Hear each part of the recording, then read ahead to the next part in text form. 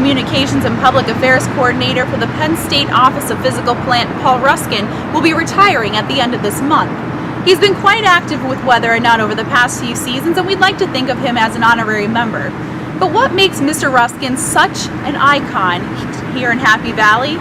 Well, for starters, he's been here for 38 years. I've worked at Penn State for 38 years. I've stayed here because this is absolutely a great place to work. It is in the middle of America. By America, I mean the great cities on the East Coast. We are 200 miles from everywhere, yet we don't have to deal with the traffic. We have good skiing, we have good outdoor activities. And Penn State sure has liked having him here. Ruskin has overseen and taken part in countless projects in his 38 years here at University Park, including but not limited to renovation and construction projects. You've more than likely seen these around campus and downtown, especially these past few weeks. I accomplished many video presentations for the College of Agriculture for many years. I then was the only person to move an entire college off campus. I moved the College of Communication downtown for a year while we rebuilt Carnegie Building and then moved the college back onto campus. In the summer, we also have problems.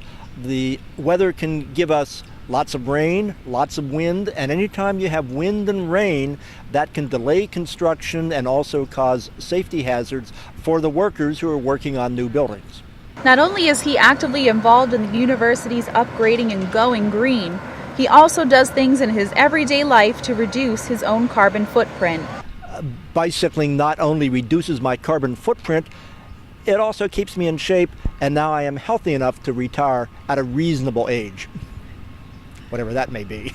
Ruskin has been bicycling to work every summer for 38 years, accumulating almost 20,000 miles just to get from his home to his office. As a man of many projects, Ruskin already has big plans to continue his science-related hobbies after he retires, planning on doing a new science expedition every year. From shark counting in Belize to radio astronomy, which uses a radio telescope to detect lightning and thunderstorms on other planets. In the following summer, I am volunteering with the Earthwatch organization, and I plan to do archaeological excavations of a Roman fortress at the end of Hadrian's Wall. That's north of London. The Romans built the wall to keep the barbarians out. I'm going to be one of those barbarians going to the wall this time. Ruskin has been a huge contributor to the Penn State community, but what will happen when he leaves? Decades ago, I began turning off lights at Penn State. I still do this today, and for a long time I was worried, when I go, who's going to turn off the lights? I'm no longer worried because Penn State's environmental initiatives in sustainability, Penn State now has teams of people, hundreds and hundreds of people who will follow in my footsteps and turn off the lights. So I leave without fear that Penn State will be more sustainable than when I came here. For 38 years I've been happy to dedicate my life and my days to Penn State.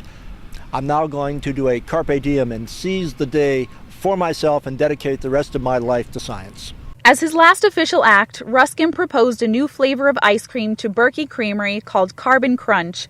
According to Ruskin, this was done in honor of Penn State's greenhouse gas initiatives, with the intentions that it would, quote, highlight our outstanding success as a sustainable institution. He says the new flavor would be a great way to inform the entire Penn State community of their intentions and success in this realm. We'd like to thank Mr. Ruskin for his hard work and dedication to not only our team, but to the entire university. Penn State is surely going to miss him. For Whether or Not, I'm Jillian Bohenek.